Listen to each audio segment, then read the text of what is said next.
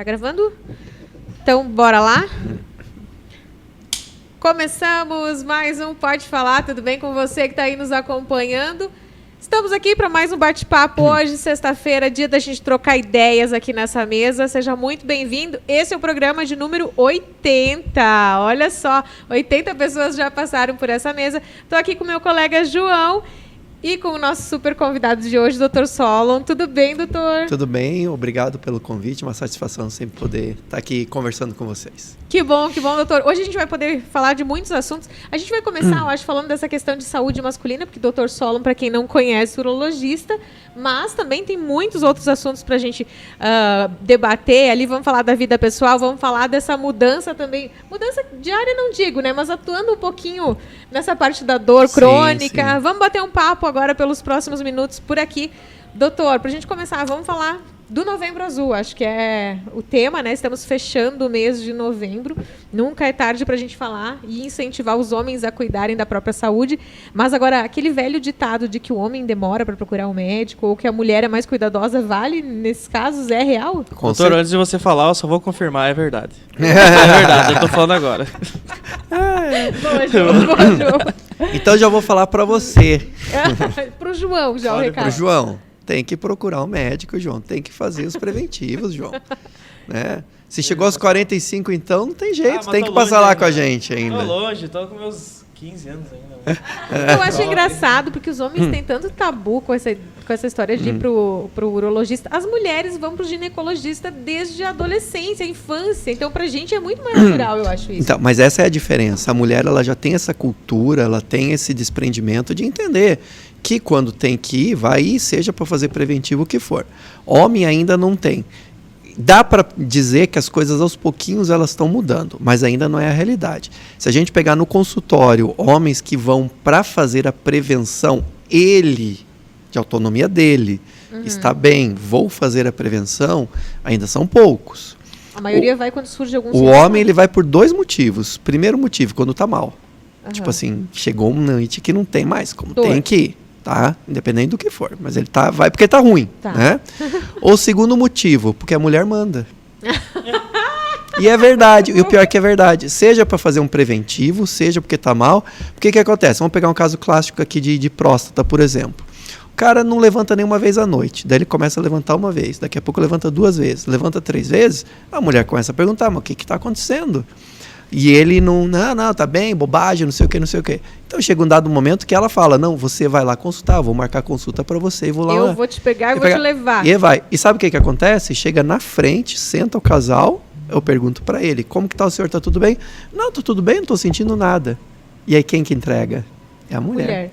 É ela que fala a verdade. Porque até o câncer, né, de próstata, ele é não tem sintomas, né? É bem silencioso, né? Não. A gente já pode fazer até uma diferenciação aqui para deixar muito claro para as pessoas, né? Porque quando a gente fala de próstata, todo mundo acha que é tudo a mesma coisa, né? E não é assim. Próstata tem 2 coisas de importância e relevância clínica prática. Primeira coisa é o câncer, segunda coisa é o crescimento. O câncer de próstata, especialmente na fase inicial, ele não dá sintoma. Se não for fazer a prevenção, e a prevenção é o quê? Exame de sangue, PSA, mais o exame de toque, não vai saber que tem câncer. Só vai saber quando der sintoma. O problema é que o sintoma vem quando? Quando o negócio já está indo. A gente não quer chegar lá na frente, esperar que a coisa apareça. A gente quer pegar essa doença antes. Essa é a grande questão. A segunda coisa que tem na próstata é o crescimento. O termo técnico, hiperplasia prostática benigna, HPB. Que na prática é pura e simplesmente uma próstata que cresce, né? Ou como o povo diz, a próstata inchada, né? Não é que a próstata cresce. E qual é o homem que vai ter o crescimento da próstata? Todos, faz parte do envelhecimento. O que vai diferenciar é que às vezes ela vai se tornar obstrutiva ao jato urinário e outras vezes não, e não vai demandar nenhum tipo de tratamento. Só que quando começa a ter a obstrução, aí sim dá o sintoma. Então, invariavelmente, os pacientes que têm essa dificuldade urinária está relacionada ao crescimento, não ao câncer.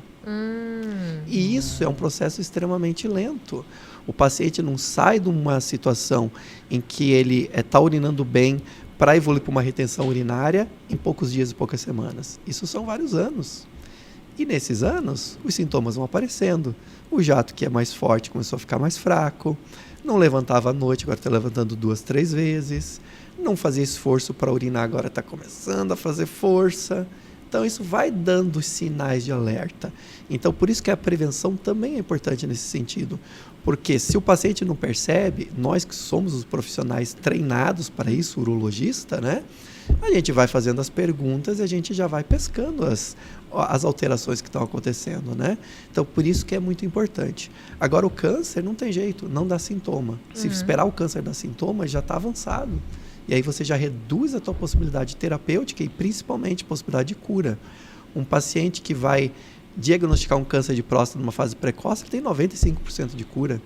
Um paciente que passou, às vezes, dependendo da fase, já não tem mais cura. Mas isso é meio que geral para o câncer, né?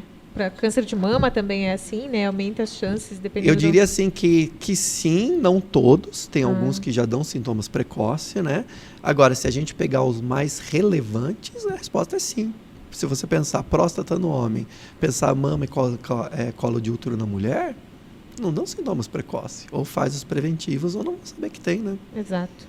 E é um pouco da cultura, eu até ia falar, essa cultura que a gente estava falando antes, a questão da mulher, ela já é incentivada pela mãe, por exemplo, há muitos anos, né, e tal, desde pequena. Já o pai quando tem uma conversa com o filho, não entra esse assunto em pauta, né? É difícil... Mas é justamente pelo tabu, né? Meu Deus, é eu vou difícil lá no médico. Você ter essa cultura desde criança, você ensinar teu filho não digo nem até por essas questões de próstata e tudo mais, mas por qualquer questão médica, né? Sim. Tu vai fazer um exame lá, filho, incentivar ele lá a tratar qualquer coisinha assim já é um pouquinho mais restrito, né? Sim. Já a mulher é qualquer coisinha, elas já estão orientadas que tem que procurar, até desconfiança e tudo mais, né? Tem uma cultura da mulher do sexo frágil. É. Então a mulher vai... O homem, ele tem que ser homem. Tem que ser forte. Porque você vai chorar. Seja forte. Para de bobagem. Para de encher o saco com isso. Né? Pior Assim, que é verdade, realmente. Isso ainda acontece. Mas a gente observa que aos poucos está mudando, né? Porque se você pegar hoje, por exemplo, eu sou pai. Não é porque eu sou médico, eu sou pai. Hoje é inadmissível para mim. Meus filhos têm algum problema. Eu tenho filho homem, criança, que não vai levar no médico para ver o que está acontecendo. E a gente percebe que essa geração está tendo esse cuidado. Então eu acredito que nos próximos tempos, próximas gerações, isso vai mudando essa cultura. Mas hoje ainda existe uma resistência, sim. O que a gente pega normalmente são pacientes numa fase mais avançada. Não só do câncer, estou falando, por exemplo, da questão da hiperplasia, do crescimento, da obstrução. O paciente às vezes chega numa situação que já está com a bexiga destruída, em retenção e etc., né? Então isso ainda é uma realidade, mas a gente espera que numa próxima geração, conforme a gente está vendo, que isso mude, né? Mas ainda não é a realidade. Então, para a gente deixar bem claro para quem está assistindo, principalmente a partir dos 45, então é semelhante ao que a mulher faz? É aquela consulta anual? Sim, exatamente. Lembrando, nós estamos falando de próstata, né? Você tem tantas outras coisas que não necessariamente no urologista, né? Mas assim, vamos pegar de uma maneira... Primeiro, respondendo a tua pergunta. Problemas de próstata abaixo dos 40, 45 anos, muito raro. Então, a partir dos 45, de uma maneira geral. Tem história familiar, pai, tio, avô, etc., com doença de próstata, especialmente câncer, a partir dos 40 já começa, né? Agora, se a gente for contar abaixo dos 45, 50 anos que você tenha grandes problemas de próstata, é raro. É bem raro. É a partir dos 50, né? Mas é porque aí você já começa a ver os problemas, né? Então, a gente não espera o problema aparecer, a gente trata o problema antes. A gente já começa antes, né? Ou, no mínimo, dá um segmento e fica alerta para a hora que surge. Esse é o primeiro ponto. Mas não estou falando de próstata. Agora sim, vamos, já que aqui é uma conversa mais informal, né? Mais livre. Mais Podemos livre, falar. Falando à de vontade, tudo, né? O que a gente atende como urologista? O grosso do nosso consultório são 3 coisas. Primeira coisa, próstata. Sim. Então, nós estamos falando de um paciente mais dessa faixa etária, por cima dos 40, 50 anos. Segunda coisa, cálculos, pedra. Tá? E isso aí não tem faixa etária. Então, a gente atende muito paciente jovem. Muito, eu diria que mais jovem até do que paciente acima, né? Que é muito comum, né? Cálculo renal. Já dando a dica, né? Aqui, ó. Aí, não espera só ficar calor, né? Sentir sede, né? Tem que tomar água, né? Para prevenir cálculo renal, né? E a terceira coisa? Impotência. Não? Aquela Não. chutando já. Chutou! Vamos Vamos chutar! É as doenças sexualmente Doença transmissíveis. sexualmente transmissível. Bah. Muito. Muito. Essas três coisas, eu diria assim que 90% do consultório de urologia, essas três coisas. E, Então doutor, você- eu até ia falar que não é só jovem solteiro também, tem os casados, né? Os mais velhos que passam por isso, né? Que tem situações e N situações, né? Assim, histórias, meu amigo. O que não Tem falta. das mais simples até as mais cabulosas. Ah, não, agora. Eu ia agora pedir, entrou né? Ah. Podia falar uma sem citar Não, nomes, né? sério. Não dá, não. Tem coisa feia, tem coisa feia. Não. Dá pra contar umas mais simples, assim, mas é que tem umas coisas muito cabulosas. Vocês não fazem ideia do que é. Essa questão da sexualidade, ela realmente é um negócio, assim, que tem vários estudos, coisa... É complicado. Ah, mas daí o doutor fica instigando aqui e não fala, né? Não. Ele começa a falar e não... Não, tem coisas que Até falo- porque infecção sexualmente transmissível não tem cara, né? Não tem. E essa é uma coisa que eu falo para os pacientes. Porque assim, ó, o ser humano, aí a gente não pode falar só do homem. O homem é mais, com certeza. Mas a mulher também, né? Também tem o ímpeto ali, né? E às vezes chega na hora, não quer perder aquele negócio, ou tomar uma bebida alcoólica, fugir um pouquinho a consciência, não tem preservativo, vai dar nada. Ah, isso aí vai lá, eu conheço, não sei o quê. Dito e feito. Vai lá 1, 2 semanas depois com dor para urinar, com pus saindo pelo canal, etc. Batata, gonorreia, clamídia, alguma coisa assim. São as mais comuns. Qual que é a doença sexual mais comum de todas? HPV, o condiloma. Essa é a mais comum, tá?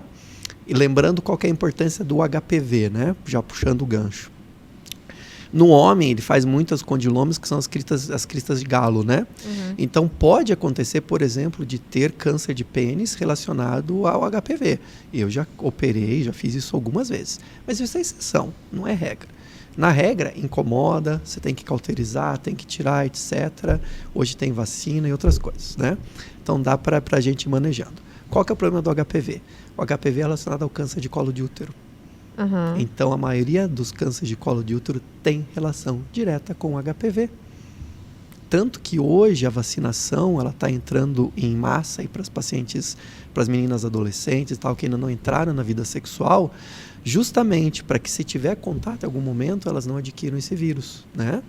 Para que no futuro, e a gente acredita que a próxima geração, a taxa do câncer de colo de útero ela vai diminuir vertiginosamente por causa da vacina.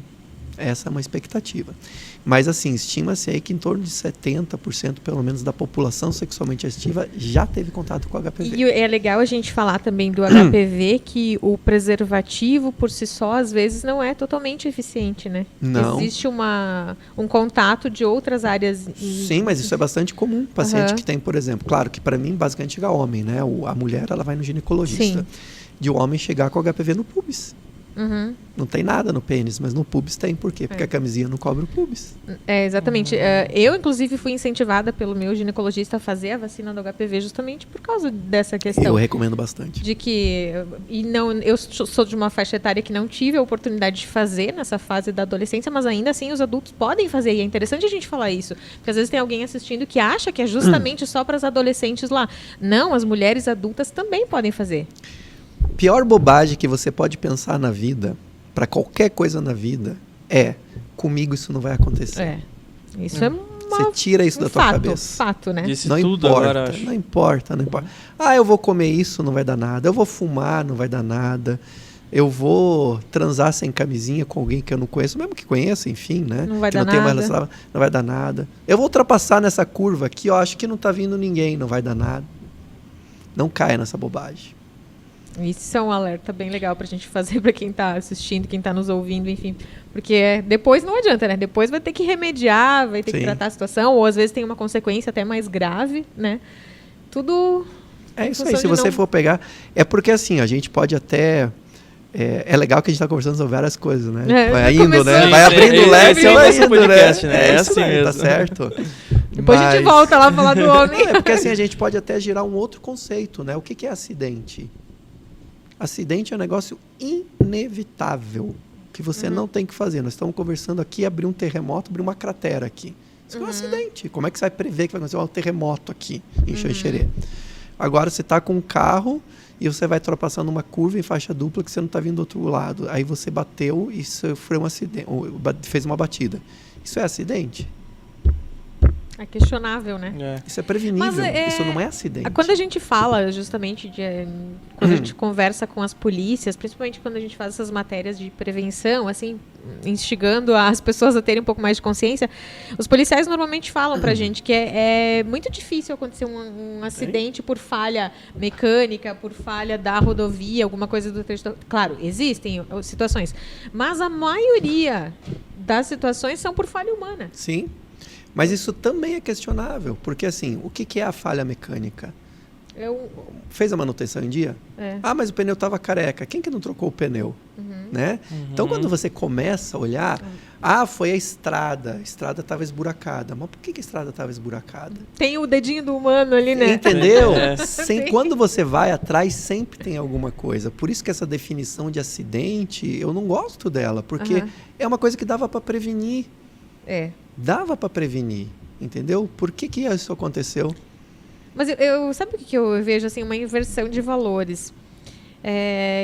Quem anda muito certinho, faz as coisas certinhas, preza por fazer exatamente o que precisa fazer, às vezes é taxado na nossa sociedade como chato, mimizento. Sim, isso aí é. E na verdade, mais entre os jovens, né? Um jeitinho brasileiro de fazer tudo assim como dá, às vezes é super valorizado. É que isso é normal pra gente.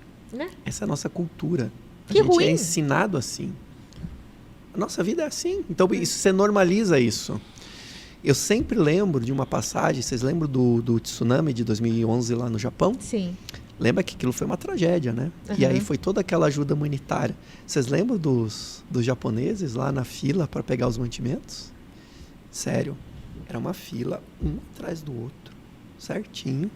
Aí eles iam lá, recebiam um pacotinho, um negócio de assistência, pegavam e saíam. Se é no Brasil, ia mas se é no Brasil, tá todo mundo. Gente, eu fui vítima do tornado em Xanxerê. Vocês não precisam ir muito longe. Eu sei o que é tentar conseguir uma ajuda, um recurso e como funcionam as coisas aqui. Sim. Então, o que eu quero dizer com isso? Eu não estou desmerecendo ninguém. Eu estou dizendo assim que são coisas que a gente tem que pegar para evoluir como sociedade. E que a gente pode se inspirar. Pode se inspirar. A cultura deles é um negócio absurdo, né? E com a saúde também, né? Com a saúde? Porque na época da pandemia, eles já tinham o hábito de utilizar máscara, por exemplo, né? Quando eles estão com alguma doença respiratória, alguma coisa. Mas vamos falar da máscara? Vamos. Vamos falar da máscara. Viu que vai puxando hoje isso entrou em discussão aqui no canal. Qual é a função da máscara quando você vai perguntar para um povo desse?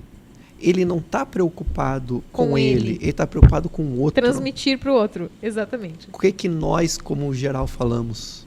Vamos usar máscara para proteger a gente. Vou usar para me proteger. Não, mas eu não vou pegar isso, não preciso usar. Mas e daí volta aquela nossa lógica, comigo não vai acontecer. Comigo não vai acontecer. Cara, entendeu? Não, vamos pensar por um lado, vamos tirar o lado positivo. Então vamos pro o copo meio cheio. O otimismo do brasileiro é impressionante. Mas é grande, por outro lado... O conceito da máscara, por um lado, sim, se você não tem nada, é você não pegar. Mas o principal motivo é você não transmitir. Esse é o principal motivo. Você e o pessoal entende muito que é só para ele não passar. Que é para mim, não, comigo não acontece, não tem não vou isso, pegar, frescura, né? não sei o quê, entendeu? Então é um conceito diferente, né? Vamos tentar trazer, né, meu Deus, mas acho que agora tem que ser um trabalho de sementinha, né? Sim. Tem que ser lá com a tua criança que está em casa, eu não tenho filhos ainda, mas com o meu afilhado, tentar educar essas novas gerações, né? Porque a gente já vem com hábitos ruins. Sim, tudo é uma evolução, né? Eu tenho que deixar claro, ninguém está falando mal de ninguém, nós vivemos no Brasil, nós gostamos do Brasil, gostamos do povo brasileiro, né? Só que tudo é uma evolução e tem coisas que a gente vai ter que evoluir como sociedade, não tem jeito, né? Isso parte principalmente pela educação, né? Isso é natural que aconteça. Porque esse tipo de situação, infelizmente, a gente vê que acontece na prática e são coisas que tem que evoluir. Agora, existem coisas melhores, né? Então a gente já percebe como... Vamos pegar um exemplo aqui também, né? Quantos de vocês, quando eram criança, andaram lá num Fusca, numa Brasília, lá na parte de trás, dando tchau lá? Você imagina hoje pegar um teu filho e deixar fazer isso? Meu filho não sai de um carro se não for da cadeirinha. Eu brinco com a minha mãe. É inimaginável para mim que isso aconteça.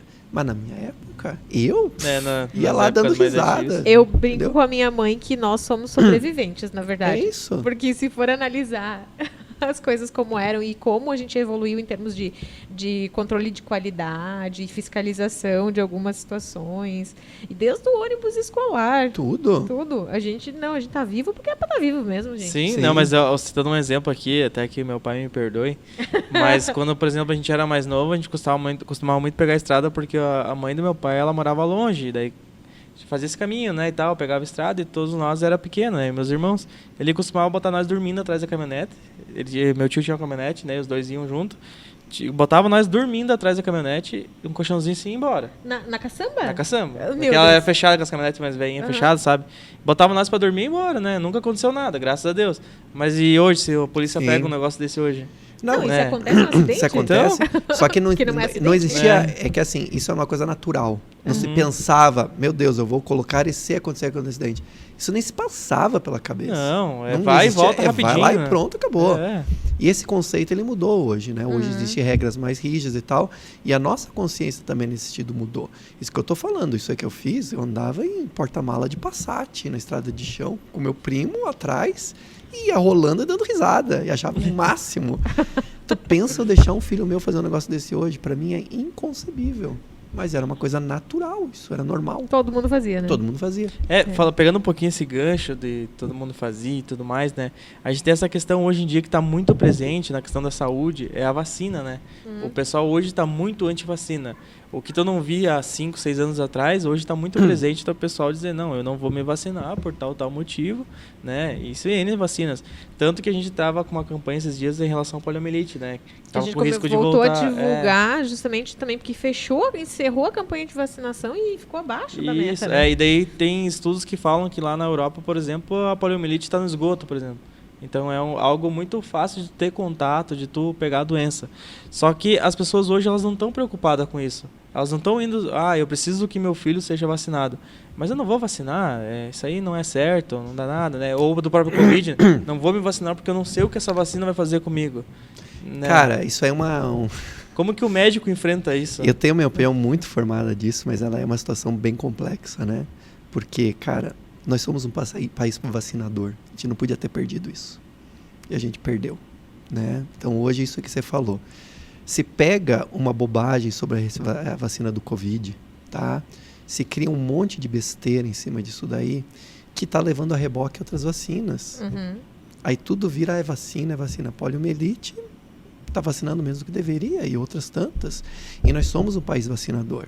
Aí vem essa bobagem, porque a vacina do Covid não é estudada, não sei o quê. Todas essas vacinas são extremamente estudadas, são patentes, são formulações que já estavam aí sendo estudadas, né? Passaram por todas as fases de testes. Tá tudo aí, gente. Não é assim. As pessoas às vezes não Tem que entendem que o vacinar. Covid já está presente há muito tempo, né? Não. Então já tem um certo... O Covid, é isso que eu digo assim, a matriz do Covid, não esse que está aí, mas o coronavírus, ele já existia certas vacinas que já estavam sendo estudadas lá atrás. Houve uma aceleração, por uma necessidade, mas uma matriz já existia ali, já existia uma base dessa vacina, né? Agora, não foi para o lado fase, porque senão era muito mais simples. A hora que começou o Covid, você já instituiu uma vacina, e não foi assim. Foi quanto tempo para chegar a vacina? Foi 1 ano depois, né? Sim. Por quê? Porque foi necessário passar as fases de estudos para chegar lá, né? Então, assim, eu digo para você, vacina. Às vezes, por mais que ela foi aprovada em caráter emergencial, não significa que ela não tem um estudo por trás, né? Tudo tem estudo. Não tem um resultado, não Tudo. tem uma certeza que pode dar certo, né? Sim. E até porque eu vi algumas pessoas comentando assim, na época que a vacina foi anunciada, de que antigamente levavam não sei quantos anos para desenvolver uma vacina, mas olha a evolução tecnológica que a gente tem na nossa vida. Sim, Então é natural que hoje o processo seja mais rápido. Sim. Mas mesmo assim, isso que eu te digo, essa base, ela já existia. Se você pegar, por exemplo, a mais simples de todas ali, que é a Coronavac, né? Ela é feita de um vírus vivo atenuado. Desde quando que se não faz uma vacina de vírus vivo atenuado? Desde sempre. Já se sabe disso. Aí vem essas outras novas, que é de RNA e tal, e elas já existiam, já estavam sendo estudadas em relação a isso. E teve um aceleramento por causa da onda do Covid, mas mesmo assim passou pelas fases de testes, sabe? E como que a gente controlou o Covid? Com a vacina. Com a vacina. Só que e mesmo assim ainda tem muita gente que não completou o calendário vacinal, né? Eu mesma já esqueci de fazer a última dose. Minha culpa aqui, porque eu acho que eu acostumei e eu não lembrei. E Sim. agora que voltou a falar nesse assunto, eu disse, gente, eu preciso procurar. Daí nós vamos fazer, né? Até para alertar outras pessoas que estão na Sim. mesma situação que a gente. Agora, é um problema isso, porque é isso que eu estou falando. Quando você começa falar esse tipo de situação, que eu acho deprimente, desculpa, mas para mim é horroroso, né? Você está levando a reboque outras vacinas. Sim, Cara, quando começa a se falar que elas não são efetivas, né? Eu já vi pessoas com poliomielite. Isso é um negócio absurdo, né? Que isso possa voltar a acontecer de novo. E eu acho que talvez contribui... não sei se contribui é a palavra certa, mas assim, a nossa geração não experienciou isso, de ver a poliomielite. Então, às vezes, acha que é um exagero quando falam. Sim. E quando você tem a experiência ou vê alguém próximo sofrendo, aí você observa de uma maneira diferente, pelo menos algumas pessoas. Eu já não quero viver essa experiência, né? Mas é complicado. Muitos realmente... não aconteceu comigo, né? Então não acontece. É essa lógica mesmo que a gente comentava antes. Vou puxar um gancho muito legal dessa tua coisa. HIV. HIV. Eu sou de uma geração que viu Cazuza morrer, que viu Renato Russo morrer, que viu Fred Mercury morrer. Então, vamos pegar o caso mais emblemático. Eu era criança quando o Cazuza morreu. O Cazuza, ele definhou em frente às câmeras. Literalmente. Tem que pegar as imagens antigas dele, ele vai definhando, vira pele, osso e morre. E ele teve HIV. Então, aquilo era muito impactante, né? Uhum. Hoje, você tem tratamentos muito eficazes contra o HIV. Exato. Então, essa você não vê mais. Conhece. Então, a geração ela não sabe o que é um HIV. Aí, aí parece que não é tão grave. Exatamente. Né? Doutor, eu ia até citar a questão da gripe hoje, né? Quem que não teve uma gripe na vida, né? E a gripe já matou tanta gente, né? Uma gripe simples, né? Sim. E por causa da vacina, simples tudo... entre aspas, né? Simples, né?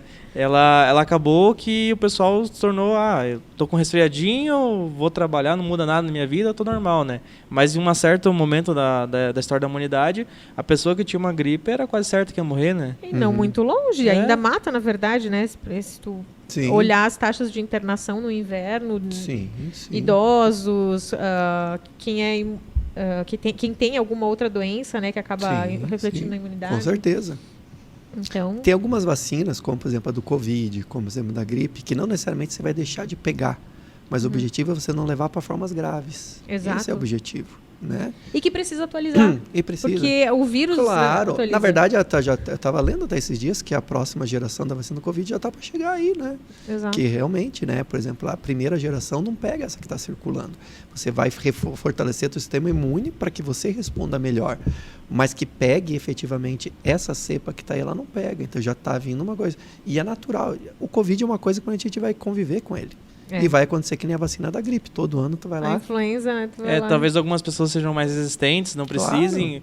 Outras ficam mais fracas, né? Precisam da vacina. Claro. Porque hoje, a da gripe, a gente vê, algumas pessoas, elas ficam realmente mais gripadas, mais doentes, né? Às vezes precisam pegar um atestado do trabalho e tudo mais. Mas tem gente que passa que nem vê, né? Sim, deu uma coriza, uma coisa assim, passou. Foi só isso. Mas tem pessoas que não, né? Então, mas eu acho seja que isso, é né? inegável, gente, o fato de que a gente noticiou ano passado, início do ano, o colapso aqui no hospital, tudo que se vivia sem a vacina, e a partir do momento que começou a aplicar a vacina, reduziu. É tapar o sol com a peneira. Eu te digo mais, eu vivenciei, eu estava lá dentro. Estava lá dentro, exatamente. Eu vi coisas que... Vou contar uma falácia, uma mentira para vocês, que foi muito divulgada por aí, tá? Que é a história de que o SUS sempre foi um caos e que não era o fato de estar o Covid, que era assim. Isso é uma mentira, por um motivo bem simples. O SUS tem muitos problemas. Eu trabalho com o SUS até hoje também, né? A gente sabe como que são as condições, a gente sabe como funciona. Até essa data do Covid, eu nunca vi um paciente morrer sem assistência. Nunca. Por pior que fosse o sistema... Você tinha um oxigênio, você tinha um ambu que você ficava lá. Eu, como acadêmica de medicina, já passei madrugadas lá ambuzando paciente que não tinha um ventilador, esperando uma vaga de UTI que ia sair lá não sei aonde. Mas tu tava ali. fez uma sedação e estava ali mantendo o paciente, chegou a vaga, transfere. Então, bem ou mal, é paciente que às vezes estava no corredor, era paciente que estava amontoado, etc. Mas recebia. Tinha uma assistência. Tá? O que eu vi no Covid, quando a gente estava ali na parte no hospital, justamente naquela época de março e abril, né, que foi o pior de todos, né, foram pessoas morrer sem assistência. E não é porque você não queria, porque não tinha. Chegou um dado momento que não tinha. Não tinha mais o que fazer, você não tinha um oxigênio, você não tinha um ventilador, você não tinha vaga de UTI. Eu cheguei a pegar paciente assim mal, que a família me ligava e falava, doutor, mas põe lá no particular. Eu falei assim, olha, se vocês acharem particular, me avisa que eu mando. E não achava particular em lugar nenhum. Eu acho uma que realidade é só muito... quem Entendeu? não viu realmente. Eu trabalhei no hospital por 4 anos e eu sabia o que era o setor de emergência antes em situações normais. A emergência do hospital é sempre cheia, né? Tem momentos que é sobrecarregada. Mas assim, eu entrei e nós, do Canal Ideal, fomos os únicos que tivemos autorização para entrar naquela UTI que foi improvisada ali no setor de emergência. No dia que eu fui lá, tinham 18 pessoas esperando nos corredores para serem transferidas, esperando por um leito de UTI. Ou seja, foi montada uma UTI ainda, né? Improvisada entre aspas, porque tinha todas as condições, mas foi montada uma UTI extra em toda a emergência. Além disso, outras 18 pessoas estavam ali esperando e foi um momento que já tinha começado a baixar quando eu fui. Então eu não fui no auge, quando tinha mais de 20 pacientes lá. Dentro no auge. Era desesperadora aquela situação. Para quem conhece o hospital, desesperador. cara, eu comecei a chorar quando eu entrei lá dentro. Sinceramente, ainda me emociona. Porque só quem não conhece é capaz de falar uma coisa dessas. Exatamente. Porque você pegar um paciente lá que às vezes está com oxigênio lá no talo, no máximo, e tá lá, e não consegue mais realmente, e fala, doutor, pelo amor de Deus, faz alguma coisa. E você não tem que fazer, porque você não tem um ventilador, um negócio ali para você poder colocar. Não tem. Acabou, não tinha, né? Eu nunca tinha visto isso. Esse tipo de situação, nunca tinha. Isso realmente é dramático. É dramático. Mas eu acredito que um grande problema hoje é que o pessoal esquece muito fácil. Esquece. Então, tem gente às vezes que até teve um parente, alguém que estava lá, mas que depois de um tempo que isso passa, não foi grande coisa. Foi. Mas é engraçado porque, assim, a nossa matéria tem milhares de comentários no YouTube, mas alguns dos comentários é criticando do porquê mostrar isso. Gente, tem que ver, de alguma forma, e ainda assim a gente não consegue mostrar com total realidade, só estando lá. É que vem uma notícia que vem de cima, né, infelizmente, né, e que tinha que tratar, seguir a vida normal. A gente não estava no momento normal. Não era o normal. Não era normal. Aquilo não era normal, não podia ser normal, não deveria ter sido tratado como normal. Isso foi um grande erro. Isso é claro. E quando você vem com a história de que não, tem que tratar isso como normal e etc., seguir vida normal e... Gente, imagina pra tu lá dentro, passando o que tá passando, aquilo não é normal. Um negócio desses, né? Entendeu? Doutor, você teme que possa voltar a acontecer naquela proporção? Eu acho difícil. Eu acho difícil do Covid, né? Isso. A gente não sabe o que vem por aí, né? A gente nunca imaginou. Um problema de cada vez, né? Especificamente do Covid, eu acho muito difícil. Primeiro, pela questão da vacinação em massa já, né? Então, você já tem um efeito ali no sistema imunológico, mas tem né? que continuar vacinando. Tem que continuar, principalmente com as próximas que já estão vindo aí com as novas cepas, né? Que isso vai ser natural, como você falou, é natural que vai evoluindo, isso é normal, tá? Mas o entendimento, ele começa a ser diferenciado. Com o tempo, você vai entendendo melhor do problema. Nós chegamos, por exemplo, quando começa a pandemia, os 6 primeiros meses era batendo cabeça. Porque o que você sabia sobre aquilo? Exato, né? E às vezes tu tá tão tentando ajudar todo mundo que tu não consegue nem parar pra pensar. Não consegue. Né? Então, faz isso, faz aquilo, não, é que faz o que dá para fazer. Entendeu? E depois as coisas foram melhorando. A assistência intra-hospitalar, ela foi melhorando bastante. A gente conseguiu melhorar e tudo. Então, hoje, o know-how desse pessoal que está lá dentro, né? Somente os que tiveram na linha de frente lá do hospital, pelo amor de Deus, assim, os caras sabem muito, né? Fazer uma menção de um cara que fala muito pouco, que você conhece muito bem, Dr. Jenner Bueno. Esse cara, eu faço questão de falar o nome desse cara, porque eu falo pra ele. Intensivista da UTI. Esse cara, e o que ele fez nessa época do Covid, era pra dar uma medalha pra esse cara. de tudo que ele trabalhou e se esforçou lá dentro. Sem desmérito para ninguém. Eu nem vou falar outros nomes para não deixar ninguém de fora, porque tem milhares ali que se esforçaram, né? Mas esse eu queria pontuar porque realmente ele foi um cara assim, incrível nessa pandemia. E um cara que ninguém fala, na verdade, que pouca gente conhece, porque ele está só lá dentro, né? Ele é intensivista do hospital, ele não está E as equipes em si também. A equipe que... Equipe de enfermagem de técnicos. De Deus. Porque... Pelo amor de Deus. Pensa... Assim, tu não sabe o que está acontecendo direito, tu nunca enfrentou uma situação assim, tu tem que trabalhar ali. E muitos ainda eram hostilizados fora, quando saíam do hospital. Porque tu imagina, as pessoas acabavam, querendo ou não, tinha medo de ter contato. Na própria família você não sabia muito o que acontecia. Eu lembro que os primeiros dias que eu voltava, eu peguei o início da pandemia no hospital.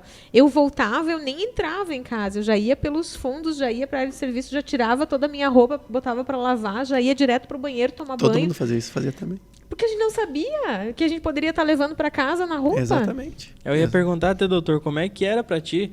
Porque nós, assim, no auge da pandemia, por exemplo, nós jornalistas, né? Nós tava trabalhando e tal, mas era um pouco mais tranquilo, né? Se nós não pudesse trabalhar naquele dia, a gente não ia. Mas para um médico, naquela situação que tava, faltando médico, faltando gente para ajudar, você tem que ir. Você se obriga a ir, porque até é uma questão de, acho que de ética médica, né? Sim. Você tem que estar lá. Mas, ao mesmo tempo, você tem que estar lá salvando os outros, mas você tem uma família em casa. Você tem os teus filhos, né, que você falou, né, para cuidar e tal. E quando você tá lá, você vai para casa, você vê que tu pode estar com Covid.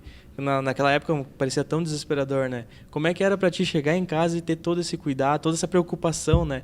E sabendo que se chamasse, você tinha que estar lá. Sim, sim. Não, isso era muito... Principalmente quando a gente não tinha o conhecimento de tudo, né? Porque, por exemplo, hoje a gente sabe que você pegar através de material, através de compra que você fez no mercado e tal, é muito menor a chance. Você vai ser mesmo por contato, gotícula e etc. Mas naquela época a gente não sabia. Exato. Então era isso aí.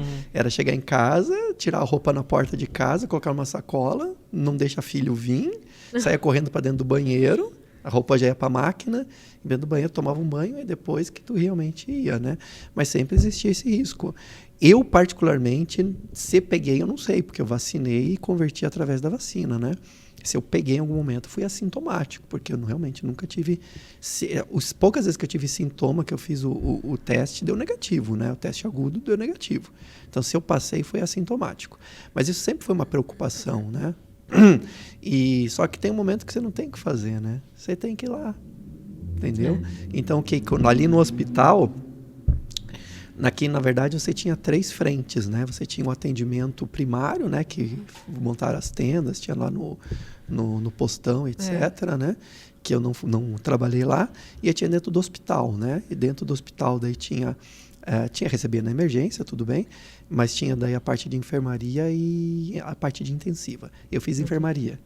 Eu não fiz intensiva, muito honestamente, porque eu achei que eu não teria competência para fazer ali. Os que estavam fazendo melhor que eu. Porque é punk, porque né? É punk, intensivista. Né? Não, e é isso que eu estou falando assim. Vamos dar um exemplo aqui. Um pulmão em vidro fosco. Esse negócio é quando que você viu um pulmão em vidro fosco? Lá de vez em quando. Traduz, doutor, o que é um pulmão em vidro fosco? Não, só eu vou te explicar. É porque é uma coisa que você não via, né? E qual que era a característica do pulmão em vidro do Covid? Pulmão em vidro fosco. Então, como é que você vai lidar com isso? Tem de ventilação, papapá. Que é muito específico, né? Específico, entendeu? Então, não, né? Por isso que eu digo assim, no começo, isso foi muito drástico, né? Depois você aprendeu. Então, hoje, vamos dizer assim, por isso que eu digo assim, é difícil pela vacina, etc e tal, para se conhecer melhor. E mesmo assim, hoje os tratamentos, eles são melhores. As pessoas que estão lá dentro sabem tratar melhor isso. Sim. Só que como era um negócio muito específico e fazia muito tempo que eu não mexia, eu achei melhor não fazer intensivo. Mas eu fazia a parte de enfermaria. Enfermaria é os pacientes de leve a moderado grau, né? Ou que já tinham saído dessa parte mais... Ou saíram, ou que precisava de internação, mas não precisava da UTI. Aí tinha o paciente que ia bem e voltava e ia embora, e tinha um paciente que às vezes piorava e ia para UTI, né? Então, essa parte intermediária foi onde eu trabalhei mais durante a pandemia, né? E aí, quando veio o caos mesmo daqueles meses, aí a gente ia ajudar também na emergência. Eu até ia perguntar, porque você como médico, você tem tua especialização, né? Eu sou focado em tal assunto e tal, mas você tem que saber um pouquinho de tudo, porque numa emergência como essa, você tem que falar, eu preciso de você para fazer isso aqui, para fazer aquilo lá que tu falou que não sabia muito bem, mas se só tivesse você, tu tinha que estar lá, né? Essa é uma regra para tudo na vida, né? Se você for o mais capacitado, você é que tem que entrar na frente. Não tem ninguém para fazer. Aí tem o... É João, né? João. Tem o João e tem o Solon para ir lá fazer uma ventilação mecânica. Vou ter que ir eu, né?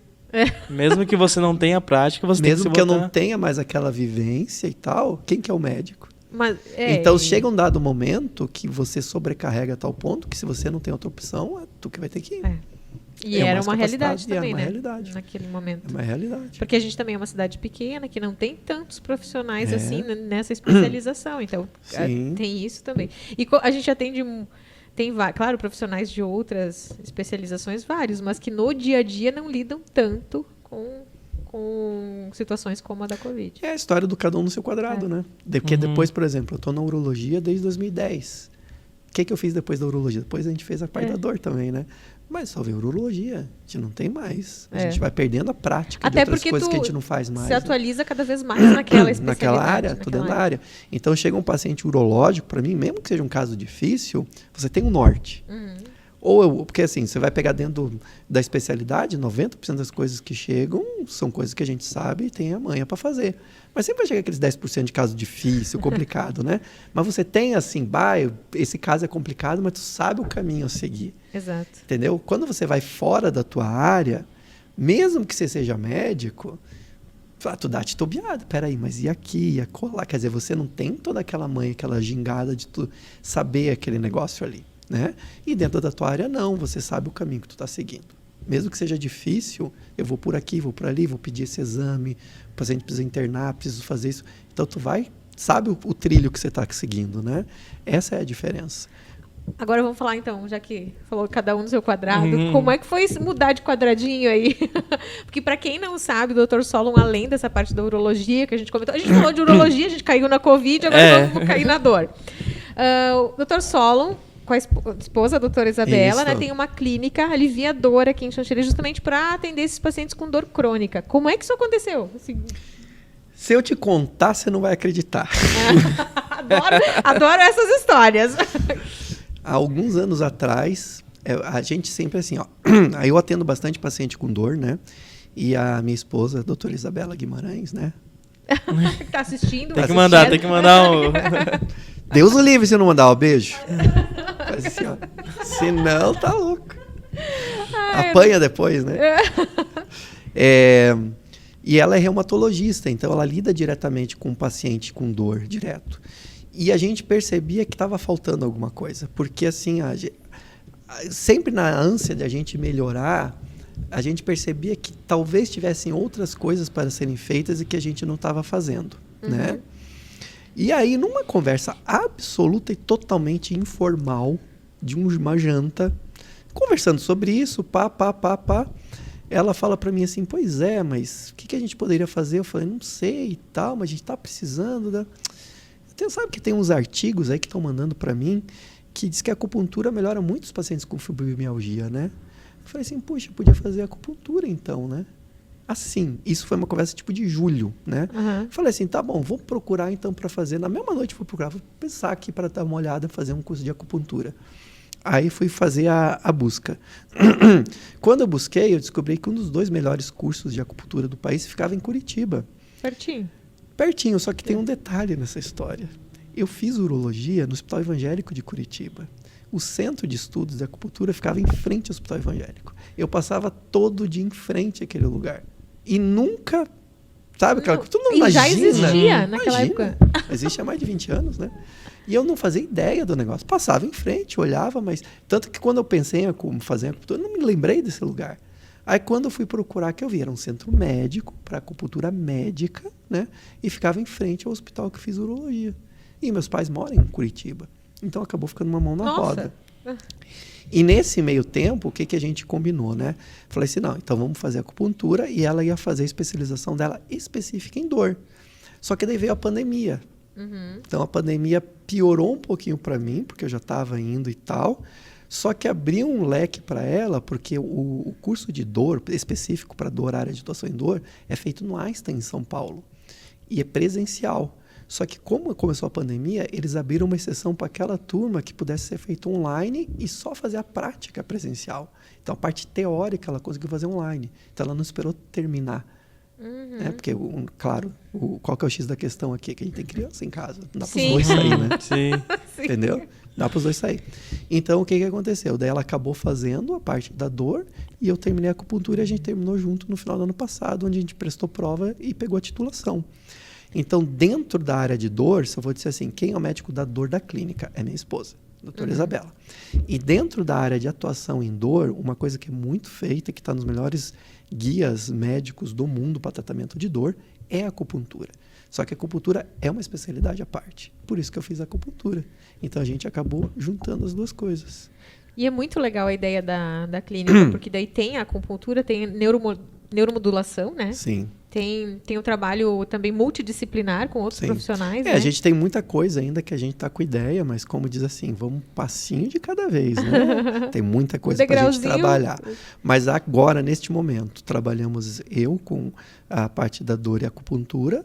A médica da dor é ela, né? A doutora Isabela, que também faz a parte de reumatologia e fez a especialização em neuromodulação. E, além disso, nós temos uma fisioterapeuta, que é a Vanessa, e nós temos uma psicóloga, que é a doutora Maria Cristina. Porque é interessante a gente falar isso. Às vezes as pessoas querem tratar a dor só com o remédio para a dor, naquele momento de dor. Mas, na verdade, tem muitos fatores envolvidos. Meu Deus do céu. Entra até coisa, o psicológico, né? Tudo. 70% dos pacientes que convivem com dor crônica... Só pontuando, o que é dor crônica? Dor crônica é aquela que dura no mínimo de 3 a 6 meses para mais, tá? Não é assim, caiu, bateu, machucou, quebrou o braço. Não é isso. Isso é dor aguda. Isso é uma coisa. A gente pode orientar sobre isso? Claro que a gente pode orientar com isso. Mas o que a gente está pensando é dor crônica. Porque a dor crônica, ela é um conceito absolutamente diferente. Eu gosto de dar o seguinte exemplo para ficar muito prático, tá? Dá tua mão aqui. O que eu vou fazer? Eu vou pegar e vou dar uma pancada aqui na tua mão. Faz o que você faria, de verdade. Entendeu? Se eu vou bater forte, o que você acontece? Você automaticamente vai tirar a tua mão. Ou se eu conseguir bater, vai dar aquela dor e você vai tirar a mão. Entendeu? Mas agora eu não vou bater na tua mão. Eu vou fazer isso aqui, ó. E vai ficar ali insistentemente. Agora eu vou ficar fazendo isso aqui. 1 semana, 1 mês, 6 meses, 1 ano. E não paro de fazer isso aqui. Eu te pergunto, que tipo de leitura você vai ter sobre isso aqui que eu estou fazendo? Isso aqui é grave? Isso aqui é perigoso? Eu preciso tirar minha mão daqui? Você percebeu que isso aqui bagunçou toda a tua vida via sensorial, tua via neuronal? E, na verdade, tu percebe o incômodo. Mas, tipo... Esse é um exemplo simples para as pessoas entenderem que são conceitos diferentes. A dor aguda, ela faz parte da nossa evolução. A gente pode dizer aqui que nós estamos como seres humanos aqui porque nós sentimos dor. Porque isso faz com que a gente fuja de situações de perigo. A dor, ela faz parte da evolução. É bom que a gente sinta dor aguda, porque isso vai defender a gente. Qual que é a função da dor crônica? Só incomodar. Não serve para absolutamente nada. E ela é incapacitante, né? Muitas vezes incapacitante. Então, ela só serve para incomodar. Só que o conceito da dor crônica ela é diferente, porque ela bagunça toda a tua via lá no sistema nervoso central. Então, as vias elas são diferentes. Então, não é raro o paciente chega para a gente lá e fala assim, doutor, eu sinto dor aqui, dor ali, ó. Agora eu tomo anti-inflamatório, eu tomo uma dipirona, eu tomo até morfina e não consigo melhorar da dor. Por quê? Porque isso não é dor aguda. E aí a gente cai num outro problema também, né? Automedicação. Automedicação. Que paciente crônico se automedica. Isso é fato, porque eu já fiz isso. Não, exatamente. Na época da enxaqueca. E aí, enxaqueca vai muito bem também, com acupuntura e tal. Só que tem bastante detalhezinho pra gente abordar em relação a esse assunto, tá? Mas isso sim. E esse paciente, ele acaba sendo tido como o quê? Chato. Ou... que paciente chato. A minha mãe me chamava, me chamava de hipocondríaca. Sou hipocondríaca, para de tomar remédio, imagina, vai tomar remédio de novo. Como tá com dor de cabeça de novo? De que jeito? Entendeu? Né? Então, se o paciente ele não consegue melhorar, ele fica incomodado. Se ele fica incomodado, ele começa a ter alteração psicológica. Então, 70% dos pacientes ele tem algum grau de alteração psicológica. Distúrbio de humor, de sono, ansiedade, depressão e etc. Se você não trabalhar isso com o paciente, ele não melhora. Não, e imagina o reflexo isso para a sociedade mesmo, porque daí a pessoa está com dor, ela tem esse reflexo, né? Na área social, né? No trabalho, na família, vai influenciar em tudo. Aonde ela Claro. estiver, vai ter um impacto. Com certeza. Tudo, né? Na qualidade de vida, em tudo, né? E essas dores crônicas, em geral, elas não têm cura, elas têm controle. E o ponto é exatamente isso, a qualidade de vida, né? A gente tem que trazer qualidade de vida para esse paciente. Esse que é o ponto crucial ali da história, né? E é legal até para a gente falar para as pessoas que não conhecem ainda que existem formas também, né, de melhorar a qualidade de vida, que você não precisa se conformar com aquela dor diária que você tem ou aquela dor constante que é a dor crônica. Sim. E tem como procurar, porque existem várias formas de melhorar. Com certeza. E tem tanta coisa dentro desse mundo da dor, assim. Porque aquele negócio que a gente estava falando antes, depois que você entra na especialidade, a coisa muda completamente, né? Eu sou urologista, então dentro de uma especialidade eu sei. Só que existe uma especialidade chamada que é a área de atuação em dor. E quando você entra nessa especialidade, que no caso foi a minha esposa que fez, né? Ela começou a me contar as coisas que se faziam lá no curso, faziam lá no Einstein, né? Dentro da dor. Tu fala assim, não fazem isso? Sim, mas é uma coisa que a gente não sabe, a gente não sabia. E é feito de rotina, rotineiro. E nós, como médicos, não sabemos. Ou seja, é a história do cada um no seu quadrado. Depois que você entra naquele mundo, que você começa a passar a atuar aquilo ali, você vira especialista naquilo. Então, a tua visão, que era assim, agora ela começou a se abrir. Ela não está mais aqui. Exato. Então, agora a gente já começa a olhar um paciente diferente. Então, vamos pegar, por exemplo, o exemplo que eu faço, que é a acupuntura. Hoje, o que a gente faz mais, que eu faço mais, é eletroacupuntura, né? E a eletroacupuntura com respostas, assim, absurdas. Vamos pegar um exemplo prático aqui. A cada 10 pacientes que eu faço, pelo menos 6 é por dor lombar. Tem uma história, assim, não, claro, por ética, não vou citar nome de paciente, mas de um paciente que chegou numa situação, assim, bem complexa e que hoje já consegue ver uma mudança, assim... Um não, vários. Vários. Vários, ixi. O que chega de paciente lá, hoje mesmo fiz a 10ª sessão de uma paciente que ela tem um problema de quadril, ela chegava e não conseguia colocar o pé no chão, porque ela tinha um problema assim muito grave, né? E hoje fiz a 10ª sessão saindo caminhando do consultório. Ah, isso deve ser gratificante. Imagina, isso é muito gratificante, muito gratificante. Ela não está curada, o problema dela não tem cura. Mas olha a diferença de uma paciente que chegou mancando ou sem conseguir colocar o pé no chão e hoje chega praticamente caminha normal. Olha a diferença de qualidade de vida dessa pessoa. É inacreditável. Entendeu? Só para dar um exemplo de hoje, né? Mas vários. Mas é que eu digo assim, quando você entra nesse mundo, sempre tem alguma coisa para fazer.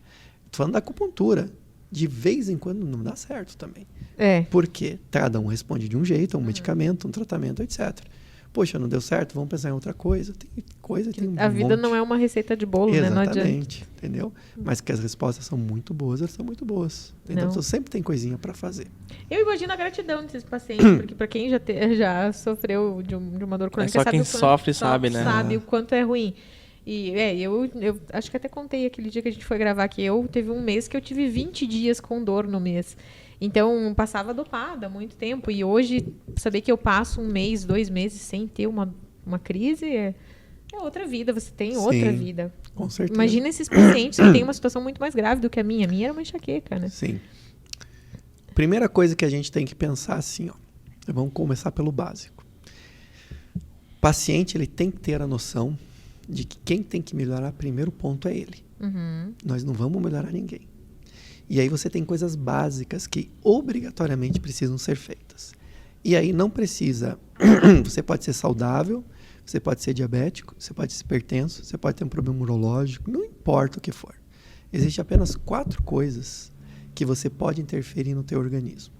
É só você pensar o seguinte, o que você faz para o teu organismo que ele não vai funcionar no automático? Você não para assim, o coração bate aí. Espera aí que eu vou respirar aqui. Não, você está fazendo. O teu organismo está produzindo e está fazendo e vamos embora, né? Como que você vai interferir nesse processo? Interferir positivamente, só existem 4 coisas que você pode fazer. Isso é o básico. E você tem que ajustar isso. Que eu sempre digo que são os 4 pilares da casa, né? Você não começa a casa pela parede, você começa pelos pilares. Quais são esses 4 pilares? Primeiro, alimentação. Segundo, hidratação. O que é alimentação e hidratação? É o combustível. Exato. Não adianta eu comprar uma Ferrari de $3 milhões, linda, maravilhosa, e colocar uma gasolina batizada. O motor vai chiar. É verdade. O motor vai chiar, tá? Terceira coisa, para dor crônica, especialmente para quem tem enxaqueca, dormir bem. Sim. Não existe a menor possibilidade de um paciente com dor crônica melhorar se não dormir bem. Não existe. Tem que dormir bem, tá? Claro que eu estou falando de maneira geral, a gente pode detalhar cada um, né? E o quarto ponto, atividade física. Tem que ter. Faz diferença, né? Se você não ajustar essas 4 coisas, é o que eu sempre falo para o paciente. Imagina um mato crescendo. Você vai lá e corta. Aí o mato cresce de novo. Você vai lá e corta. Aí ele cresce. Você vai lá e corta. Pergunta, quando você vai arrancar o mato uma vez para ele parar de crescer? É o básico. Porque a partir do momento que você ajusta o básico, o que sobrar, você vai tratar. Agora, não adianta eu tratar se você não resolver aqui. Exatamente. E isso é fundamental. Foi o que eu adaptei na minha vida que me fez melhorar. Agora, eu pergunto, as pessoas querem fazer tudo isso? Porque quando eu comecei o tratamento, lógico, daí eu tive outros benefícios, né? Eu emagreci 15 quilos até agora, eu mudei totalmente meu estilo de vida e tal. Daí as pessoas vêm me perguntar o que eu tô tomando. Isso é comum porque eu tenho o mesmo problema que você. Eu perdi 15 quilos também. O que eu tomei, gente? O que eu tomei? Tomei vergonha na cara. É a mesma coisa. Tamo junto, ó, aqui, ó. Tamo junto. Foi a mesma coisa, ó. Tomei vergonha na cara, isso aí. O que eu tomei? Comecei a mudar, porque chega num ponto que você entende que se você não mudar, as coisas não vão mudar. Eu falo por mim assim, ó, eu perdi 15 quilos também, por vários motivos, né? Um dos motivos foi porque os exames começaram a ficar alterados, então já vão melhorar. Segundo motivo, filhos, né? Nós somos exemplo. Como é que eu vou dizer pro meu filho assim, não come esse negócio aí, eu vou lá e como? Tem que ser um exemplo para ele, né? E o terceiro ponto é que é o seguinte, eu tenho que falar isso pro paciente. Então pensou eu desse tamanho assim, o paciente fala pra mim, tá, e tu aí, ó, tá fazendo o quê? Tipo, é verdade, né?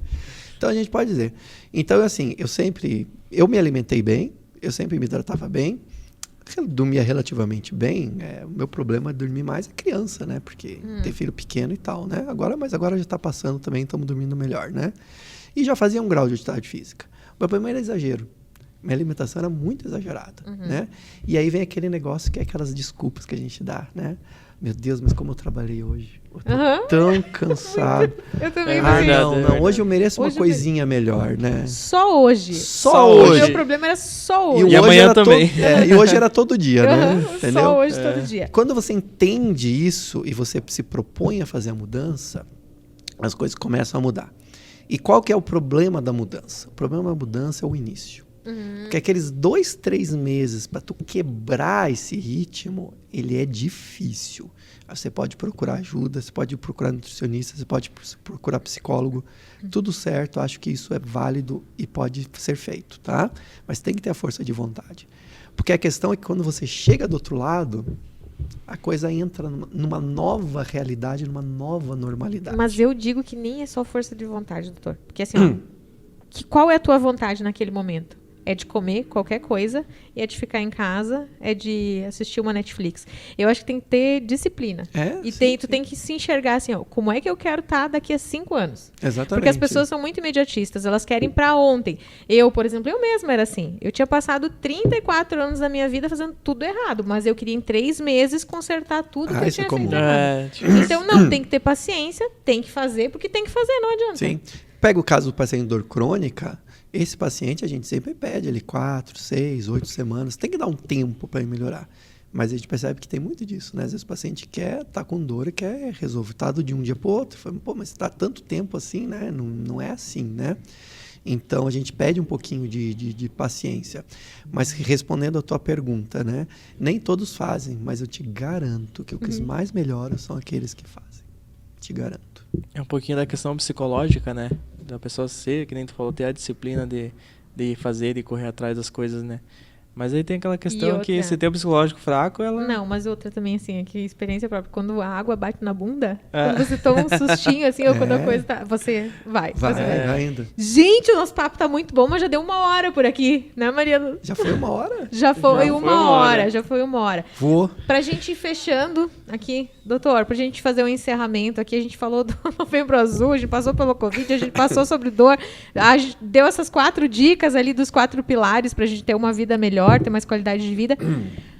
Pra gente fechar todas, que dica você dá pra quem tá assistindo aí, pra talvez incentivar o pessoal que vá, que mantenha seus cuidados de saúde? Os homens ainda estamos aqui no final de novembro, né? Dá tempo ainda de E não só procurar. novembro, né? Não só novembro, exatamente, as mulheres também, não só outubro. Mas acho que um pouco se autoconhecer também é importante e não descuidar, né? O primeiro ponto que a gente tem que chamar atenção foi esse que a gente colocou, né? Fazer o básico bem feito. Aí não importa, você pode ser saudável, pode ser a doença que for. Esse básico tem que ser bem feito, tá? Segundo, a prevenção hoje ela é fundamental porque a maioria esmagadora dos problemas, quando a gente descobre no início, a gente consegue cura ou controle, né? Eu sempre digo para o paciente assim, você não tem que ter medo de descobrir alguma coisa.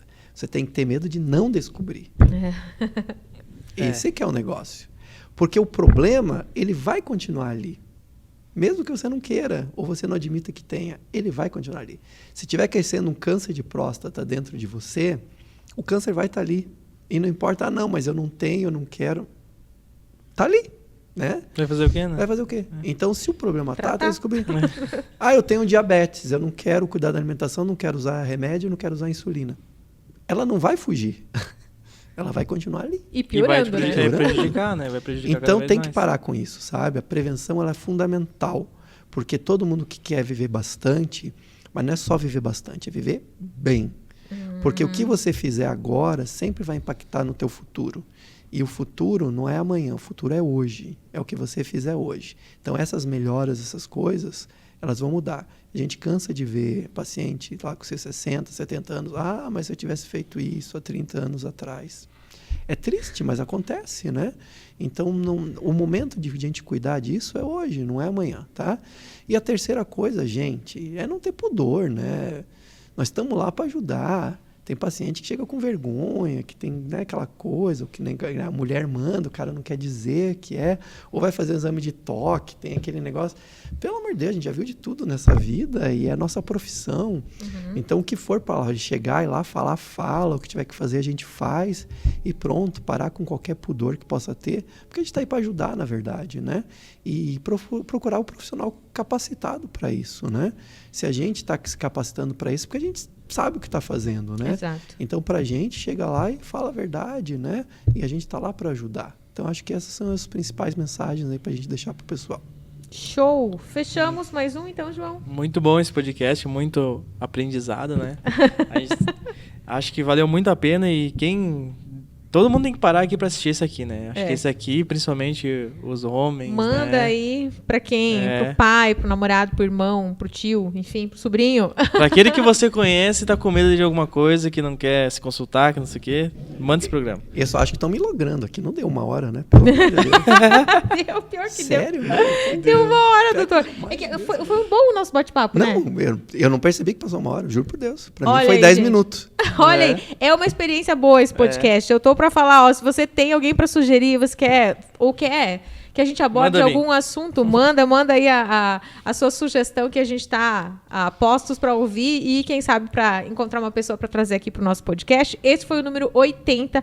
Acompanhe essas e outras conversas no nosso site. Lá tem uma abinha na lateral direita do nosso site, pode falar. Ou também você vai encontrar no YouTube, no Facebook e no Spotify o arquivo em áudio. Nos acompanhe. Toda sexta-feira, às 7 horas da noite, a gente tá aqui com uma conversa diferente, com um convidado diferente aqui no Pode Falar. Fechou, gente? Tchau, Fechou, tchau. gente, valeu. Valeu. Abraço.